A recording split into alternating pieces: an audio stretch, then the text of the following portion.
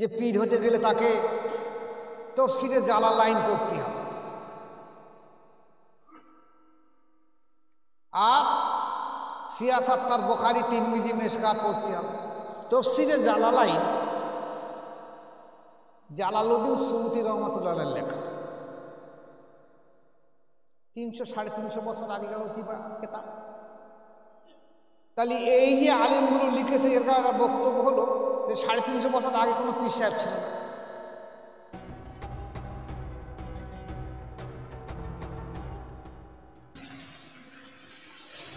যে আমাদের দেশে একদল মানুষ আছে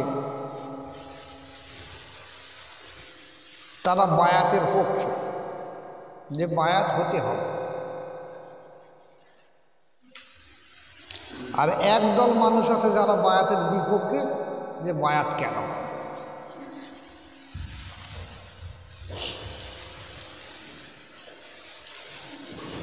যারা বায়াতের বিপক্ষে তারা বলছে যে আমাদের সামনে কোরআন রয়েছে, হাদিস রয়েছে, আমরা আলিম, আমরা সেই মোতাবেক জীবনযাপন করব, তাহলে কি আমরা জান্নাতি হব না?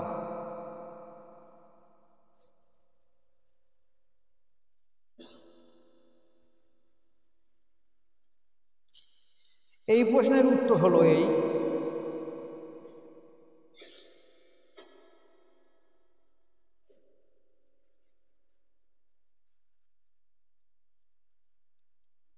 যে আল্লাহ পাক কোরআন শরীফে এ কথা বলেছেন,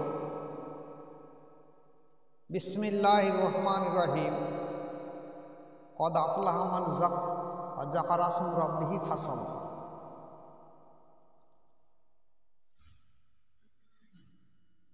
যে ব্যক্তি নফসের তাজকিয়া করেছে, নফসের চরিত্র সংশোধন করেছে, একমাত্র সেই ব্যক্তি সফলতা অর্জন করেছে।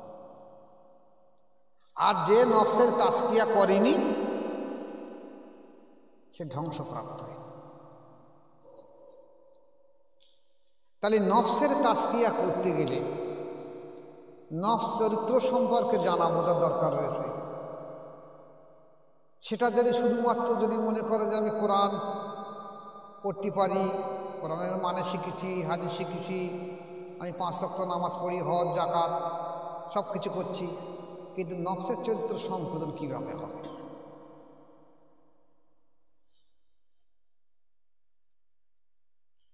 এদের ধারণা হলো যে আমি নামাজ পড়বো, রোজা করবো, হজ করবো, যাকাত দেবো, শরিয়াতের বাহ্যিক এগুলো পালন করব, আমি জান্নাত পেয়ে যাব।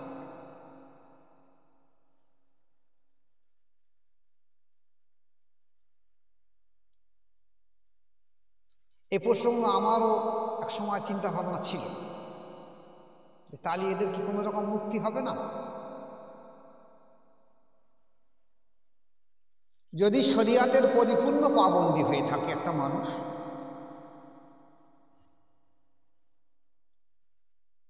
সর্ব বিষয়ে হারাম হালাল বাদ বিচার করে খাওয়া দাওয়া করে, তাহলে লাখে একজন নাজাত পেতে পারে, সবাই না। কিন্তু নাজাতের রাস্তা হলো নফসের তাজকিয়া করতে হবে, এটাই সঠিক। আর এই নফসের তাজকিয়া করার জন্যে বায়াত গ্রহণ করতে হবে।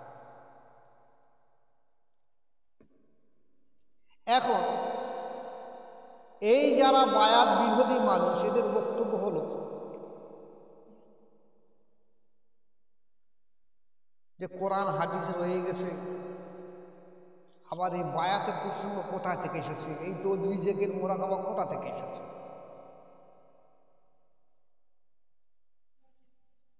আরে জিকিরের কথা তো আল্লাহ পাক বলেছে কোরআন শরীফে। জিকির সম্পর্কে কোরআনে এত আয়াত এসেছে যে আল্লাহ রসুল সাল্লাল্লাহু আলাইহি ওয়াসাল্লাম এমন সময় বলেছিলেন যে যদি এত পরিমাণ জিকিরের আয়াত অবতীর্ণ হচ্ছে যে আমার মনে হলো জিকির ছাড়া দুনিয়ার কিছু নেই, এত জিকিরের আয়াত অবতীর্ণ হচ্ছে।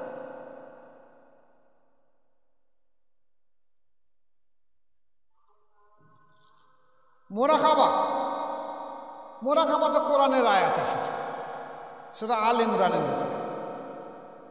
আল্লাযীনা ইয়াযকুরুনা আল্লাহা কিয়ামান ওয়া কুউদান ওয়া আলা জুনুবিহিম ওয়া ইয়াতাফাক্কারুনা ফি খালকিস সামাওয়াতি ওয়াল আরদ। তাহলে জিকিরও এসেছে, মোরাকাবাও এসেছে। এখন একটা প্রশ্নের কথা ভালো করে বললে আপনারা বুঝতে পারবেন। আসাফে সুফফা,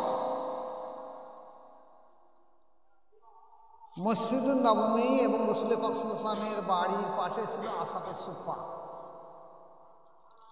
এই আসাফে সুফফায় সর্বসময় কম বেশি প্রায় 100 জনের মতো সাহাবা সেখানে থাকত।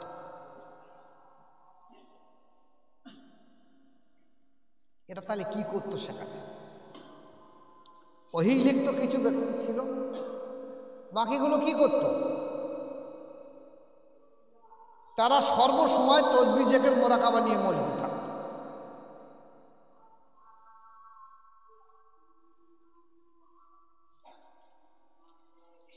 এই আসাফে সুফফা থেকে তাসাউফ এসেছে।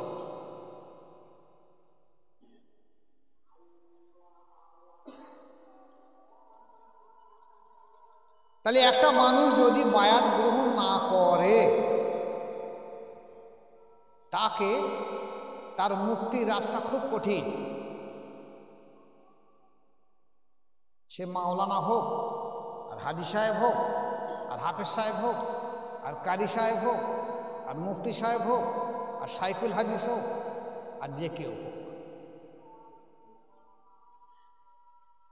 তাই দেখা গেছে বায়াতের পক্ষে একটা বৃহত্তর জমাত রয়ে গেছে।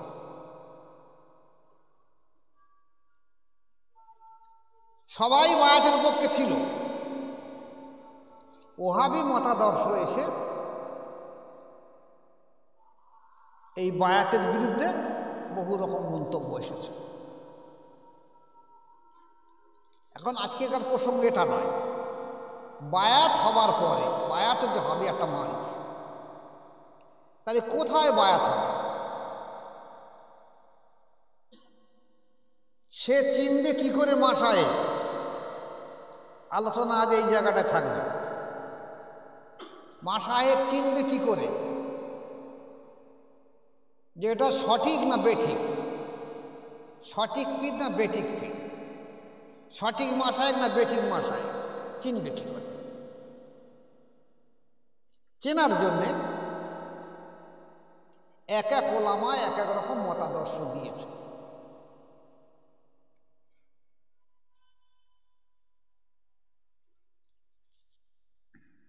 একটা পিরিয়ডে ছিল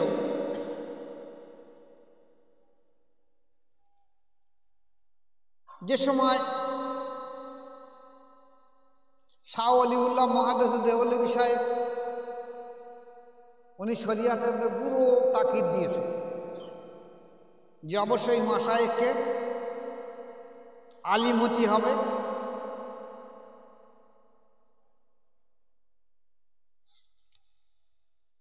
কোরআন হাদিস জানতে হবে, সেই মোতাবেক জীবন ব্যবস্থা অতিবাহিত করতে হবে, সুন্নত মোতাবেক জীবন ব্যবস্থা করতে হবে, তাহলে সে মাশায়েখ।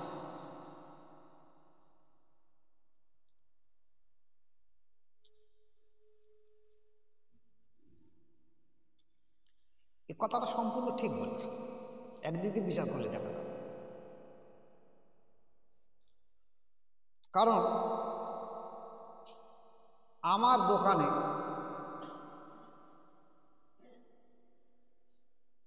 এখানে আমার একটা মুরিদ আছে, খলিল মিয়া আছে, উনি জানে একটা পীর সাহেব এসেছে, স্বামী স্ত্রী চশমা নিত, পীর সাহেব।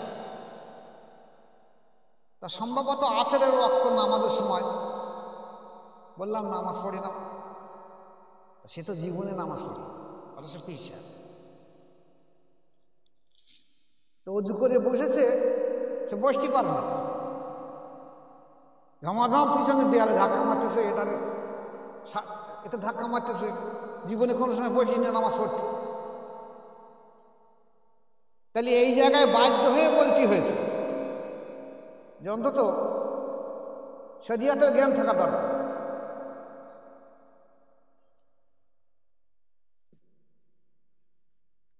এখন আবারও কেউ কেউ কথা বলেছে, কোনো আলিম, যে পীর হতে গেলে তাকে তফসিরে জালালাইন পড়তে হবে,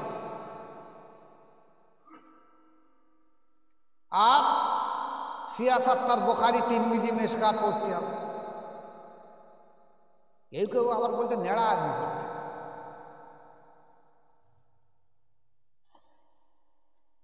নেড়া মানুষ দেখলে ঘৃণা করে, নেড়া আদমি পড়তে। আচ্ছা ঠিক আছে, তফসিরে জালালাইন জালালউদ্দিন সুয়ুতী রহমাতুল্লাহ লেখা, 300-350 বছর আগেকার কেতাব। তাহলে এই যে আলিমগুলো লিখেছে, এর বক্তব্য হলো যে 350 বছর আগে কোনো পীর সাহেব ছিল না। তাহলে বড় পীর সাহেব ও পীর সাহেব না, কাদা সাহেব ও পীর সাহেব না, বাহাউদ্দিন নকশবন্দি, মুজাদ্দেদ আল হোসেন রহমাতুল্লাহ পীর সাহেব কেউ না, বা সাহাবারা কেউ উপযুক্ত নয়। ওই যে আলেম বলেছে একমাত্র ওর মধ্যে তফসিরে জালালাইন পড়েছে, তাই এই কথা বলতেছে। যদি বলা হয় যে সিয়াসাতটা 6টা হাদিস বুখারী তিরমিজি মিশকাত আবু দাউদ নাসাই ইবনে মাজাহ পড়ার কথা, আর সেও তো হুজুর পাক সাল্লাল্লাহু আলাইহি ওয়াসাল্লামের পর্দা নেওয়ার 200, 300, 400 বছর আগে পরে এই হাদিসগুলো নাকি? তাহলে সেই পিরিয়ডে কেউ পিচ্ছিল না, সাহাবারা তাহলে কেউ পিচ্ছিল না।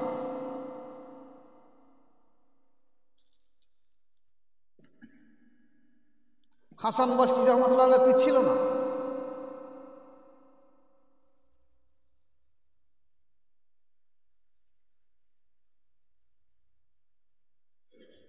এখন এইভাবে সাধারণ মানুষকে এমনভাবে করে ফেলেছে যে সাধারণ মানুষ মনে করেছে আলেম না হলে পীর হতে পারবে না। কিন্তু আলেমই তো পীর।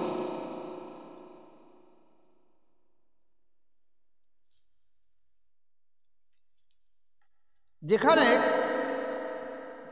হযরতে আবু বকর সিদ্দিক রাদিয়াল্লাহু তাআলার ছেলে, কি নাম বলেন নাকি,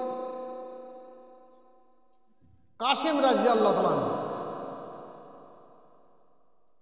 ঠিক ওই একই বয়সে ওমর রাদিয়াল্লাহু ছেলে সেলিম রাদিয়াল্লাহু, একই বয়সে।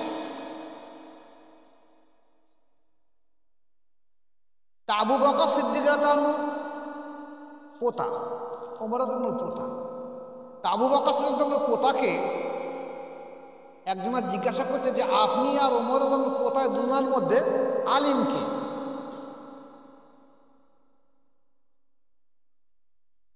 তা আবু বকর সিদ্দিক পোতা বলছে আমি আলিম, আর ও ব্যক্তি শরীফ ব্যক্তি, ভালো ব্যক্তি। আমি আলিম মানে বললি চাচা আমার নফসের তাজকিয়া আছে, নফসের তাজকিয়া আছে বলে বলছে আমি আলিম। তাহলে আলিম শব্দ ব্যবহার হয়েছে নফসের তাজকিয়ার জন্য, আর আজ আলিম শব্দ ব্যবহার হয়েছে কোরআন হাদিস পড়তে পারলে তাকে আলিম শব্দ ব্যবহার করা হয়েছে। যদি বলা হয় আলিম হিসেবে, তাহলে নফসের তাজকিয়া যারা সারা আলিম। বরঞ্চ অনেক বুজুর্গগণ দিন এমন কথা বলেছে যে মাশায়েখ বা পীর হতে গেলে তাকে কমসে কম কোরআন অতটুকু জানতে হবে যেন তার নামাজে অসুবিধা না হয়, মশলা অতটুকু জানতে হবে, দৈনন্দিন জীবনের যত মশলা লাগে, হাদিস কোরআন অতটা জানতে হবে, দৈনন্দিন জীবনে যতটা লাগে। এবং সে যে মাশায়েখের সোহবতে এখতিয়ার করেছে, কোনো পাঠশালা স্কুল মাদ্রাসা থেকে না শিখে যদি সে তার মাশায়েখের কাছ থেকে দৈনন্দিন জীবনের কোরআন হাদিস মশলা মাসাইল ফিকহ উসুল শিখে নিতে পারে, তার জন্য যথেষ্ট।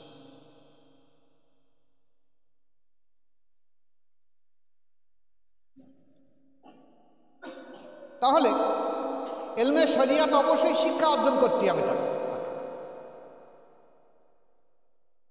দ্বিতীয় জিনিস হলো, একটা মাশায়েখ তালাশ করতে গিয়ে দেখতে হবে সেই ব্যক্তি সুন্নি জামাতের মধ্যে যে দাখিল আছে কিনা।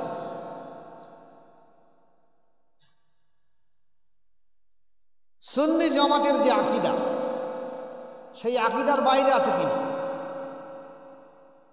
যেটা আহলে সুন্নাতুল জামাত বলা হয়েছে। তৃতীয় জিনিস দেখতে হবে, এই ব্যক্তি সেজদা শরীফ যে আছে, এই সেজদা শরীফে আল্লাহ রসূল সাল্লাল্লাহু আলাইহি ওয়াসাল্লাম থেকে তার মুর্শিদ পর্যন্ত নাম আছে কিনা, এবং সেই সেজদার ভিতরে কোনো সুন্নি জামাতের বিরোধী ব্যক্তি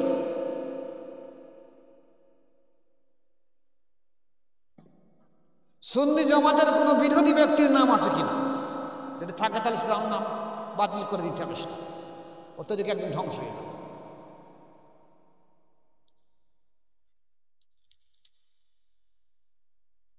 এগুলো ওলামারা বলেছে, এগুলো সম্পূর্ণ সঠিক। এবারে আমি যেটা বলছি সেটা মেনে নেন, সঙ্গে যোগ করে নেন, যেটা আরো সঠিক।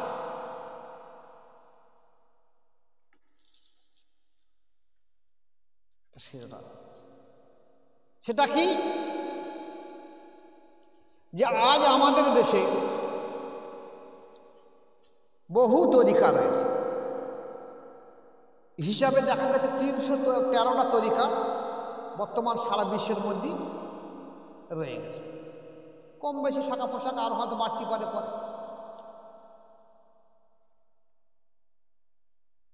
এর মধ্যে 4টে তরিকা বিখ্যাত তরিকা, কাদেরিয়া, চিশতিয়া, নকশবন্দি আর মোজাম্মেদিয়া।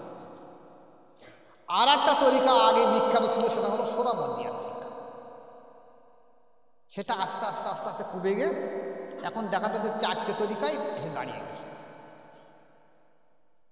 তাহলে এখন বায়াত হওয়ার আগে এই 4টে তরিকার যে কোনো একটা তরিকার মাশায়েখ বিচার করে নিতে হবে।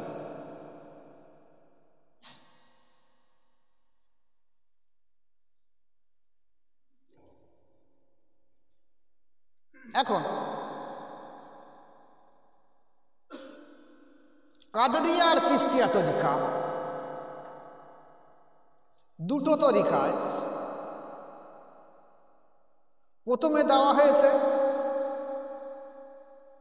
জলি জেকের। কাদেরিয়া আর চিশতিয়া তরিকার প্রথমে দেওয়া হয়েছে জলি জেকের,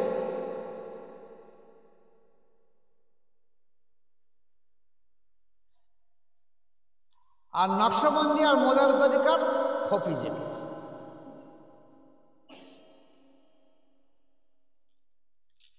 কাদেরিয়া আর চিশতিয়া তরিকায় প্রথমে দেওয়া হয়েছে লা ইলাহা ইল্লাল্লাহ জিকির,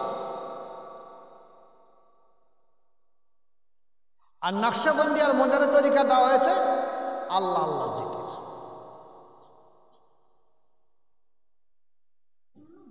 কাদেরিয়া আর চিশতিয়া তরিকা শেষে দেওয়া হয়েছে আল্লাহর জিকির, আর নকশবন্দি আর মোজাদে দিয়ায় ফানাফে রসুলের পর দেওয়া হয়েছে লা ইলাহা ইল্লাল্লাহ জিকির।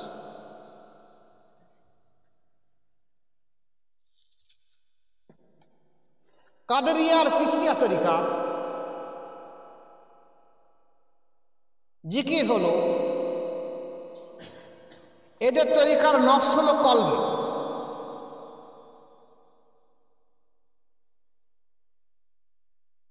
কিন্তু নফস হলো নাভিতে, আর কল যে বামে স্তনে 2 আঙুল নিচে, সব তরিকায় বলছে।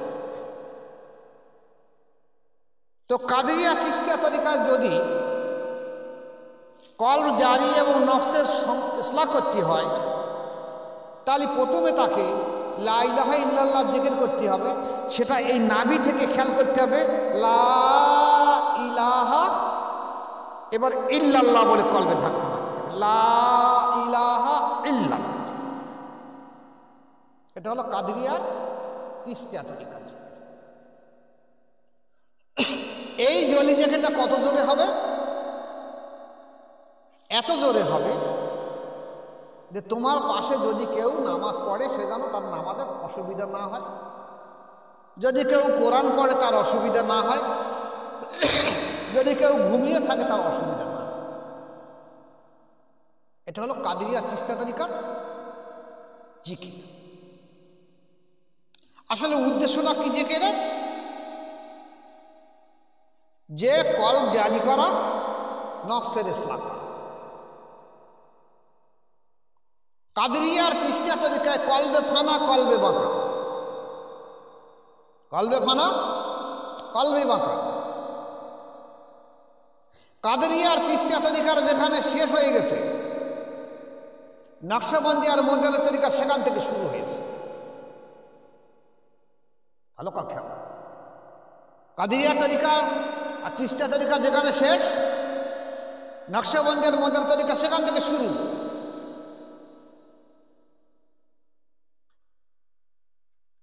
আবার নকশবন্দি তরিকা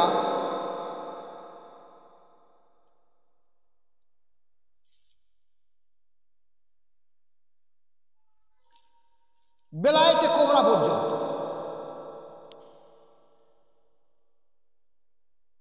নকশবন্দি তরিকা বেলায়েতে কোবরা পর্যন্ত, আর মোজাদের তরিকা বেলায়েতে কোবরার পর থেকে আরো প্রায় 13টা ক্লাস আছে।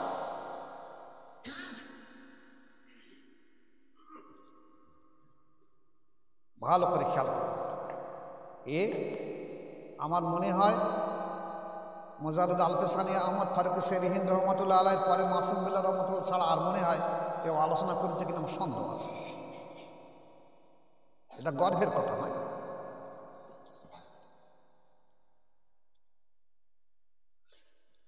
রসুলের পাক সাল্লাল্লাহু আলাইহি ওয়াসাল্লামের পর্দা নেওয়ার পরে যে বেলায়েতের যুগ এসেছে, এই বেলায়েতের যুগে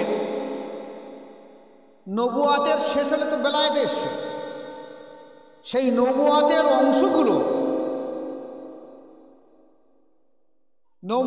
অংশগুলো আবার মোজাদের তরিকায় বেলায়েতে উলিয়া থেকে আবার দিয়ে দেওয়া হয়েছে।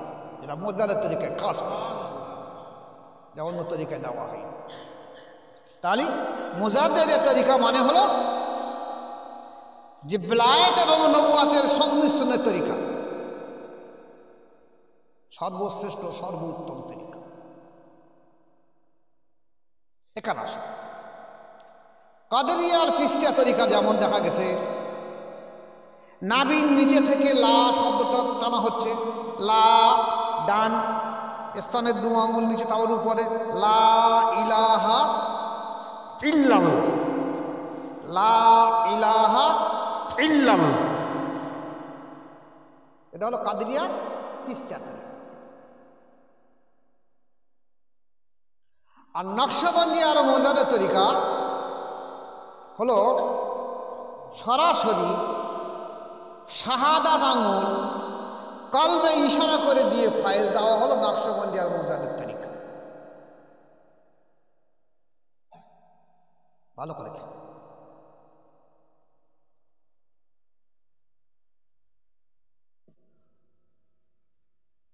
এখন আমাদের দেশে যে জিকিরগুলো হয়, যে জিকিরের মজলিস করা হচ্ছে, এই জিকিরের মজলিসে জীবনে কল জারি হবে না, নফসের ইসলাহ হবে না। ওরা তো কোনো পদ্ধতি করে চলছে না।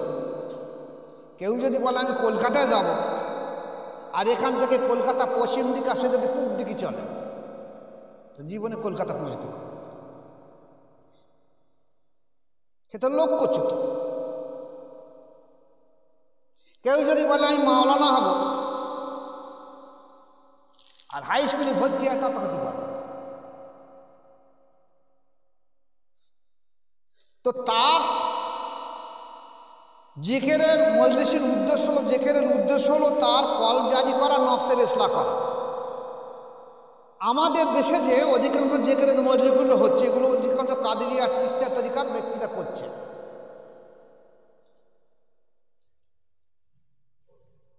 কিন্তু ওরা জানে না যে উদ্দেশ্য, জিকিরের উদ্দেশ্য হলো কলব জারি করা আর নফসের ইসলাহ করা। উদ্দেশ্যবিহীনভাবে সাধারণ মানুষকে বোকা বানিয়ে রেখে দেয় যে তোরা এইভাবে কর, আল্লাহ আল্লাহ কর, যে আল্লাহ সওয়াব দেয়। কেউ গজল বলছে, গজলের সাথে সুর মেলাচ্ছে, আল্লাহ ইলাহা ইল্লাল্লাহ, আল্লাহ আল্লাহ সুবহানাল্লাহ মাশাআল্লাহ করছে, মনে করছে বিরাট উপকার। এখন এই যে জিকির করলে এতে কি সওয়াব হবে না? হ্যাঁ, সওয়াব, ভালো কাজ তো বটে, ভালো কাজ সওয়াব হবে, কোনো সন্দেহ নেই।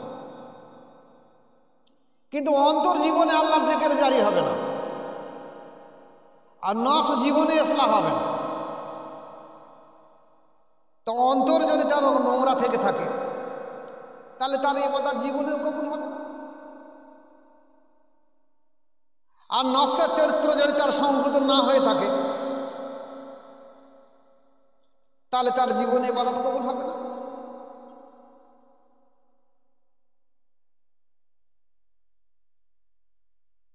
কিন্তু আজ বর্তমানে সাধারণ মানুষ তো সাধারণ মানুষ,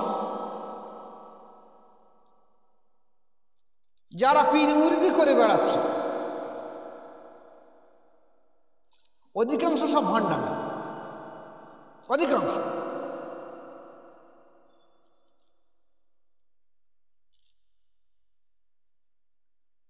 আমার চোখে এমন এসেছে, কিচ্ছু জানে না মতো না, সে বায়াত করছে।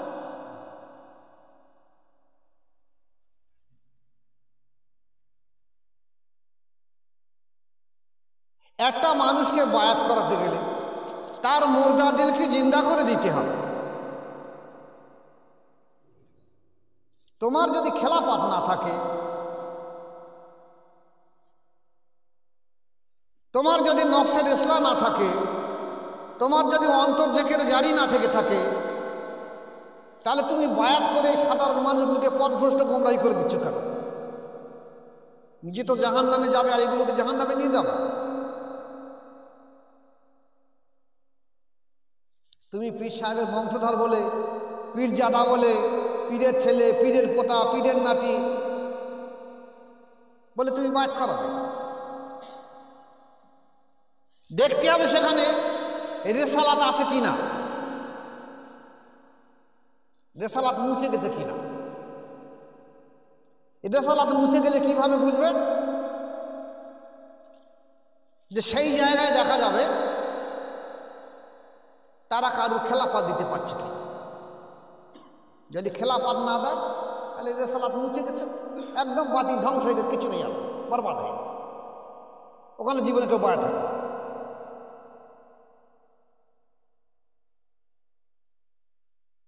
নিকৃষ্টতা বায়াত হবে। আবার কিছু ব্যক্তি আছে, তারা খেলাফত দিয়ে যাচ্ছে, কিচ্ছু নেই। এরকম বহু পীর সাহেব রয়েছে, তারা খেলাফত দিয়ে যাচ্ছে, তারও অন্তর জিকিরে জারি নেই, যাকে খেলাফত দিয়েছে তারও অন্তর জিকিরে জারি নেই। এও এক ভণ্ডামি জুড়েছে। তো এই ভণ্ডামি পীর সাহেব এত বেশি হয়ে গেছে দেশ জুড়ে, যে মানুষ আজ সত্য পীর কোথায় খুঁজে মেলাতে পারছে। মানে সমস্ত ভণ্ডগুলো একই কথাই বলছে, যে সত্যের জায়গায় যে যেটা সত্য সেটাকে মুছে দেওয়ার চেষ্টা করছে। আজকের নকশবন্দিয়ার তরিকা এবং মুজাদ্দিদের তরিকা বলা হয়েছে কলবে আঙুল দিয়ে ফয়েজ দেওয়া হয়। এটা খাজা বাকি বিল্লাহ রহমতুল্লাহ আলাইহি এসে ভারতবর্ষ এসে করে গিয়েছে।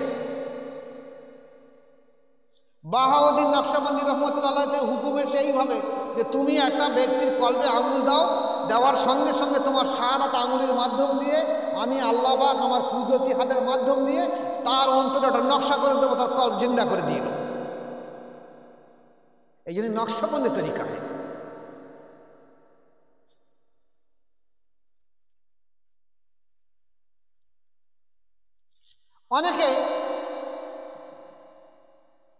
অনেক ব্যক্তি, অনেক আলেম, অনেক পীরজাদারা দেখেছি এমন জায়গায় আলোচনা করছে যে এখন আবার একদল আঙুল দিয়ে কলবে আঙুল দিয়ে ইশারা করে দিচ্ছে, খবরদার সেখানে যাবেন। তাহলে তোমার জ্ঞান বুদ্ধি কি নকশবন্দি মোজাদের তরিকা সম্পর্কে তুমি কিছু জানো না?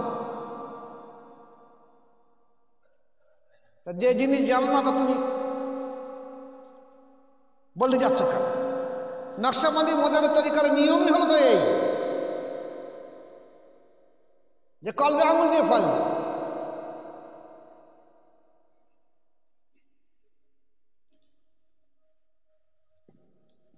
এখন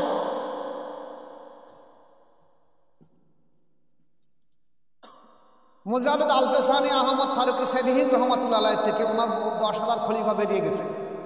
তার মধ্যে আদম বিন নুরি রহমাতুল্লাহ আলাইহি একটা খলিফা, ভালো করে খেয়াল করেন। এই আদম বিন নুরি রহমাতুল্লাহ আলাইহি কিন্তু নকশবন্দি তরিকার খলিফা। মুজাদ্দেদ আল-পেশানি রহমাতুল্লাহ যা কিতাব লিখেছে অধিকাংশ কিতাব নকশবন্দি তরিকা উত্তম এই কথা লিখেছে, কারণ তখন উনি নকশবন্দি তরিকার মাশায়েখ হয়েছে। ওনার শেষ জীবনে মুজাদ্দেদ তরিকা এসেছে, যে মুজাদ্দেদ তরিকাটা উনি সরাসরি ওনার ছেলে খাজা মাসুম রহমাতুল্লাহ আলাইহিকে দিয়ে দিয়েছে। তাহলে উনি যা লিখেছেন নকশবন্দি তরিকা সম্পর্কে, প্রায় দেখবি কিতাবে যা লিখেছে তার নকশবন্দি থেকে উত্তম তরিকা লিখেছে। আর নকশবন্দের থেকে মুজাদ্দেদ তরিকা আরো উত্তম।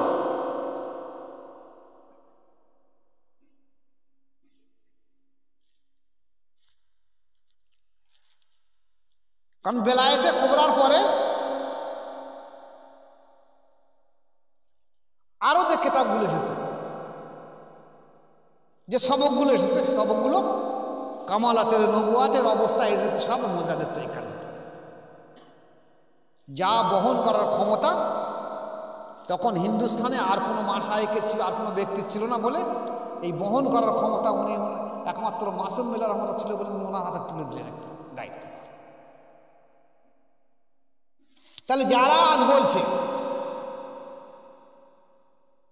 যে কলবে আঙুল দিয়ে পায়েস দিয়ে দেয়,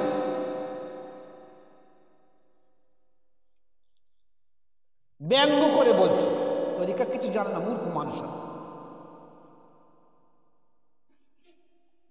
আমাদের দেশে, আমাদের পশ্চিমবাংলা যে মুজাদ্দেদের তরিকা এসেছিল, এই মুজাদ্দেদ তরিকা পশ্চিমবাংলার একটা বড় মাশায়েখ এসেছিল, তার নাম হলো মোস্তফা মাদানী রহমাতুল্লাহ আলাইহি। মাসুম মিল্লাহ রহমাতুল্লাহ একটা বিশেষ খলিফা, বিশেষ খলিফা। উনি কিন্তু কলবে আঙুল দিয়ে পায়েস দিতেন, বাদ করতেন। তার মানে এই নয় যে অনেকে আবার বলে দেবে যে হয়তো মেয়েদেরও বোধহয় কলবে আঙুল দিয়ে দেয়, এটা নয়। মেয়েদের যেমন আমরা করি কি, পর্দার বাইরে রেখে, ঘরের বাইরে রেখে রুমাল দিয়ে বাদ করি, এই করা হয়তো। অনেকে হয়তো মনে করতে পারবে যে ছেলেদের মধ্যে এরকম করে, মেয়েদের মধ্যে এরকম করতে পারে না, এটা ভুল ধারণা।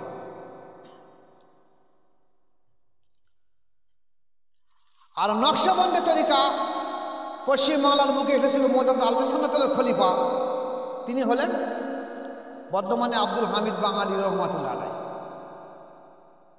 ওনারও বহু মুরিদ ছিল, খেলাফত ছিল, কিন্তু রেসালাত মুছে গেছে। উনিও কলমে আঙুল দিয়ে বায়াত করাতেন।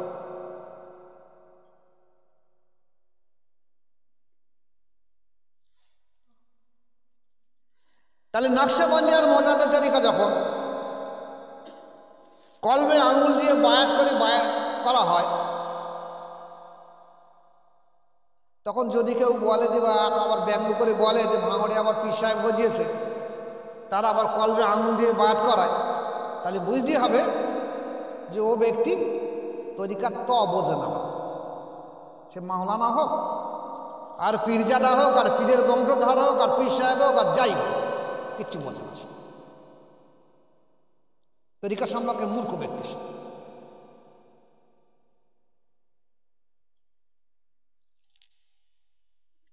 কাদেরিয়া আর চিশতিয়া তরিকায় যেখানে দেখা গেছে 12 বছর কমসে কম লাগে কলবের জেকের জারি হতে, নফসের ইসলাহ হতে,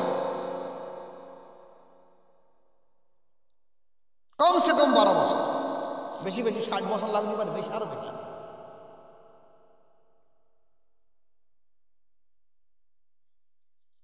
নকশবন্দিয়া মোজানা তরিকায় বলা হয়েছে 1 সেকেন্ড থেকে 40 দিনের মধ্যে কলবের অনুভূতি আসে।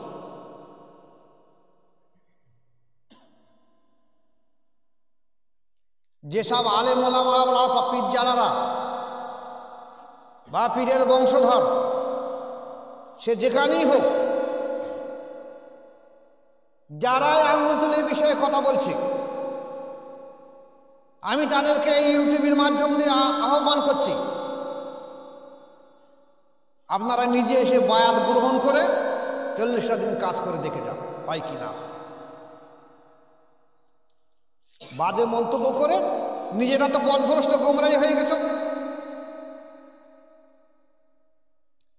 তোমাদের ভিতরে কিছু নেই তরিকার, তোমাদের অন্তর জেকের জারি নেই, তোমরা মানুষকে বায়াত করাচ্ছ। তোমরা কোন তরিকায় বায়াত করছো তাও বলতে পারছো। কাদেরিয়া চিশতিয়া তরিকার যে পদ্ধতির মাধ্যম দিয়ে জেকের কথা তাও তোমরা জানো না। সেও জীবনে কোনোদিন কোনো মজলিসে আমার এই বয়সে দেখিনি। আপনারা কি দেখেছেন কেউ যে এই পদ্ধতির মাধ্যম দিয়ে করেছে? তাহলে সেও করি আসলে সিস্টেমই জানে না। শুধু আমার বাপ পীর সাহেব, আমার দাদা পীর সাহেব, ও দাদা পীর সাহেব ছিল তাই আমি বায়াত করি। এই মানুষগুলোকে পথভ্রষ্ট গোমরাই হয়ে যাবে।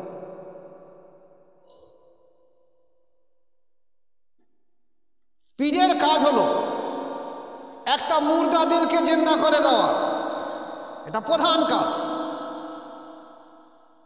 এবং শরিয়াত সুন্নতের মধ্যে একটা মুরিদকে একদম সুন্নতে নবমীর ভিতরে আপ্রাণ চেষ্টা করে দাখিল করে দাও, এটা হলো পীরের প্রধান কাজ।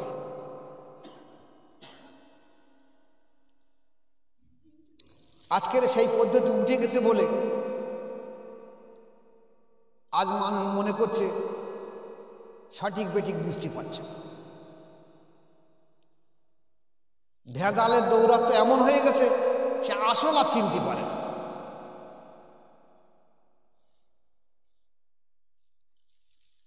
বড় আফসোস লাগে এই জায়গাটায় যে আমাদের দেশে সুফি ফতে আলী ওয়াইসিতি রহমাতুল্লাহ আলাইহি, যিনি নকশবন্দি তরিকার মাশায়েখ ছিলেন,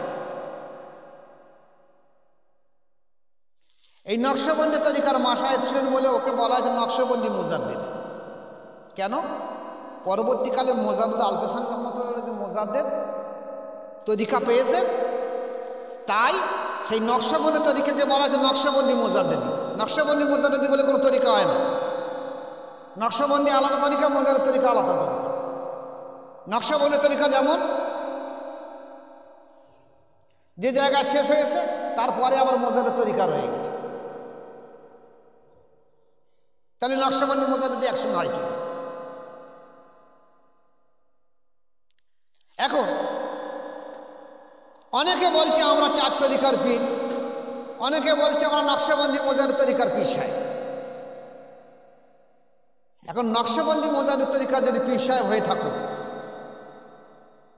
তাহলে তোমাদের খফি জেকের আসতে হবে, কলবি জেকের আসতে হবে, গোপন জেকের আসতে হবে, এবং কলবের আঙুল দিয়ে বায়াত করাতে পায়ে দিতে হবে।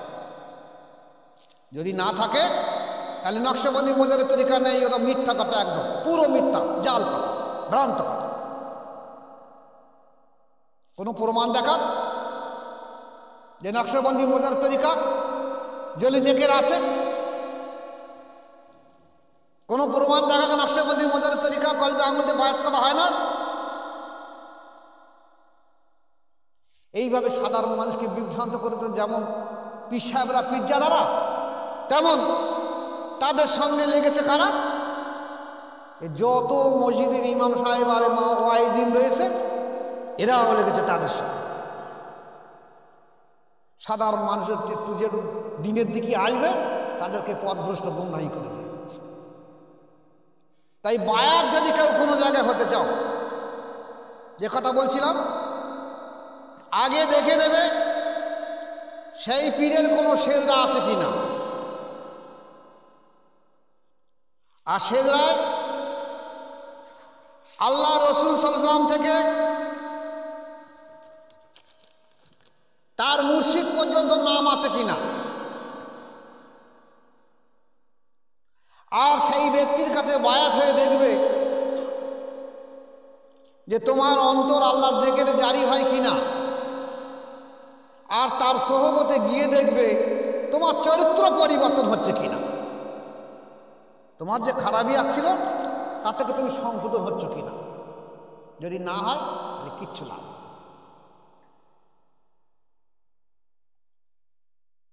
এখন সঠিক আর বেঠিক পীর এই পদ্ধতির মাধ্যমে চিনতে হবে, নতুবা কিন্তু মানুষ বিভ্রান্ত হয়ে যাবে।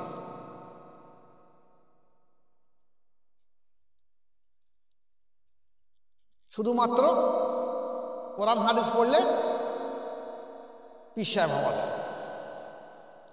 এখন এরা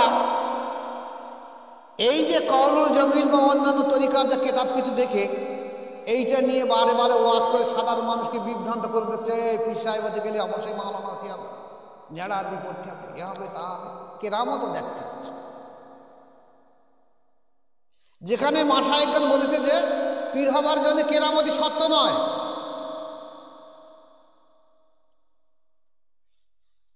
কেরামতি অনেক যোগী মুনীষী রয়েছে, তারা বহু জিনিস দেখাচ্ছে। তাহলে কি সেখানে বায়াত হবে? পীরের সত্য কেরামত নয়। পীরের সত্য হলো মানুষের মুর্দাদেরকে জিন্দা করে দেওয়া আর মানুষকে সত্যের সঠিক পথে আনা, শরিয়াত সুন্নত মোতাবেক পাবন্দি করে দেওয়া, রসুলের সঙ্গে জোড় পয়দা করে দেওয়া, আল্লাহর সঙ্গে পরিচয় করে দেওয়া, আল্লাহ রসুলের সঙ্গে পরিচয় করে দেওয়া। এটাই হলো মুর্শিদ কাবলা পীরের কাজ। বড় আফসোস যে আমরা যে জমানায় এসে গেছি, অধিকাংশ পীর সাহেব না, তারা পীর হিসেবে দাবি করে বেড়াচ্ছে, পীরের বংশধর পীরজাদা হিসেবে দাবি করে বেড়াচ্ছে, বায়াত করাচ্ছে। তাদের নিজেরই অন্তর আল্লাহ জিকির করে না, তো অপরের অন্তর জিকির জারি করে দেবে কি করে? এছাড়া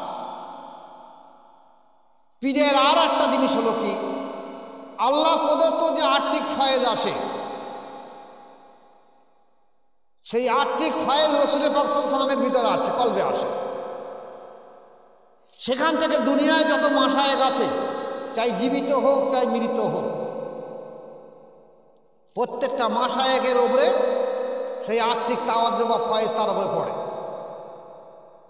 আর সেই ফয়েজের মাধ্যম দিয়ে একটা মানুষের মুর্দাদেরকে জিন্দা করে দেওয়া।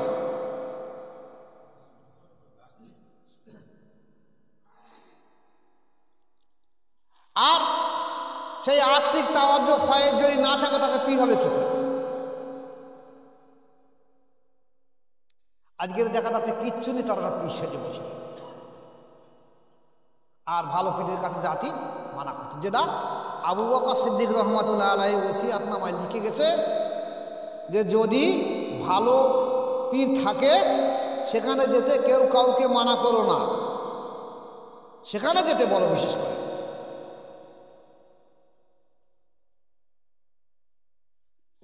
কিন্তু দেখা যাচ্ছে আজ আমরা এমন একটা জমানায় পড়ে গেছি যে জমানায় ভেজালে ভেজালে ভেজালে এমন হয়ে গেছে যে আসল খুঁজে মেলানো মুশকিল। একটা গল্প বলে শেষ করি। ভাঙড়ে বাজারে মাছ হাঁটায়, মাছ আসে, তো ওই বাইরের দিকে যে মাছ আসে, আবাদের দিকে যে মাছগুলো আসে, ওই মাছগুলো ওই ঝিল্লি দেওয়া না, ওগুলো স্বাদ থাকে ভালো। আর এই বামনঘাটা, কড়াইডাঙ্গা, ব্যাঙতার ওই দিকে সব ঝিল্লি দেয়, ওদের মাছগুলো অত ভালো স্বাদ হয়। তো আমাদের এলাকার লোক যারা জানে তারা চেষ্টা করে ওই বাইরের দিককার মাছ কিনবো বলে। একদিন আমি ভাঙড় বাজারে মাছ হাঁটায় গিয়েছি, একটা বেশ ভদ্রলোক, বেশ রসিক লোক জিজ্ঞেস করছে, ভাই তোমার বাড়ি কোথায়? মাছ ব্যাপারে জিজ্ঞেস করছে, মাছটা কোথাকার মাছ? কেউ বলছে বেদে বাড়ির মাছ, কেউ বলছে ঘুষিকাটার মাছ, কেউ বলছে সরবাড়িয়ার মাছ। তো মানুষ সেখানে মাছ কিনছে। ও লোকটা বলছে বামনঘাটা, বেওতা, কাঁটাতলার দিকের মাছ নেই, ঝিল্লি দেওয়া মাছ না। আমি কথাটা শুনে থমকে গেল, লোকটা চাল, লোকটা বলেছে। তাই একজনে বলছে, হ্যাঁ ভাই আমার কাছে আছে, আমি এবার বামনঘাটার মাছ এনেছি, এইটা হলো জ্যান্ত মাছ। বলে ওই মাছ আমি নেব। তা আমি জিজ্ঞেস করলাম, রশির লোকটা, ভাই কী ব্যাপার, আপনি এই দিকের ভালো মাছ না নিয়ে বামনঘাটার মাছ নিচ্ছেন কেন? তা বলে, ভাই সব জিনিস ভেজাল খাচ্ছে, মাছটা ভালো খাই কেন? এটাও ভেজাল খাই। তা আমাদের দেশে তাই হয়েছে, সব ভেজাল খাচ্ছে, তা পিসা কোনো ভেজাল খায়, আর ভালো ফিরির কাছে কেন যায়? ভেজাল ফিরির কাছে যায়, এই হয়ে গেছে। এই জন্য হিসেব করে চলতে হবে। আকীদা যদি খারাপ হয়, উন্নতি যদি সেখানে না হয়, তাহলে সেখান থেকে পরিবর্তনে ফিরে আসতে হবে। আর নতুবা নিজেও মরবে, পীর সাহেব। আল্লাহ পাক প্রত্যেক ভাইকে এর উপরে টিকে থাকা এবং আমল করার তৌফিক দেখ। সবাইকে মাশায়েখ চিনে বায়াত গ্রহণ করার তৌফিক দেখ। কারণ আল্লাহ পাক পরিষ্কার বলেছে, আমি যাকে পথভ্রষ্ট করে দেই তাকে কোনো সময় সঠিক মাশায়েখ দেবো না। সে সঠিক মাশায়েখ পাবে, সে পথভ্রষ্ট গুমরাই হয়ে যাবে। আর যে আমি যাকে ভালোবাসি তাকে একটা সঠিক মাশায়েখের কাছে পৌঁছে দিয়ে দেবো, সে সঠিক মাশায়েখ পাবে। তাই আপনারাও যারা বায়াত গ্রহণ করার আগে মাশায়েখ তালাশ করবেন, জিজ্ঞাসা করবেন যে আপনার কাছে বায়াত গ্রহণ করলে কতদিনের মধ্যে আমার অন্তরের উন্নতি হবে। আপনি কি আমার অন্তর যেখানে জারি করে দিতে পারবেন? আপনি কি আমার নফসের ইসলাহ করে দিতে পারবেন? আপনি কোন তরিকায় বায়াত আছেন? আপনি কোন তরিকায় আমাকে ফয়েজ দেবেন? কিভাবে করাবেন? আর আমি যে পদ্ধতিটা বলে গেছি যে কাদেরিয়া চিশতিয়া তরিকার যেভাবে জেকের, যদি এই পদ্ধতির মাধ্যমে নেওয়া হয় তাহলে মনে করবেন ওর পীর সাহেব না, ভণ্ড। যদি কেউ বলে আমি নকশবন্দি তরিকার পীর সাহেব, যদি এইভাবে না বায়াত গ্রহণ করে তাহলে মনে করবেন ও ভণ্ড। সেখান থেকে পিছিয়ে আসবে। যা চিনিয়ে দিলাম, যদি এইটা ভালো করে খেয়াল রাখতে পারেন, ইনশাআল্লাহ আপনারা সঠিক জায়গায় পৌঁছে দিতে পারবেন। আল্লাহ পাক, আমিও চাই যে আল্লাহ পাক আপনাদেরকে, আপনাদের আলা ওলাদ বংশধর তথা তামাম মানুষগুলোকে একটা সঠিক জায়গায় পৌঁছে দেখ। সবাই আমরা বলি আল্লাহুম্মা আমিন। আসসালামু আলাইকুম ওয়া রাহমাতুল্লাহি ওয়া বারাকাতুহু। আল্লাহ পাক আমাদের প্রত্যেক ভাইকে তৌফিক দেন।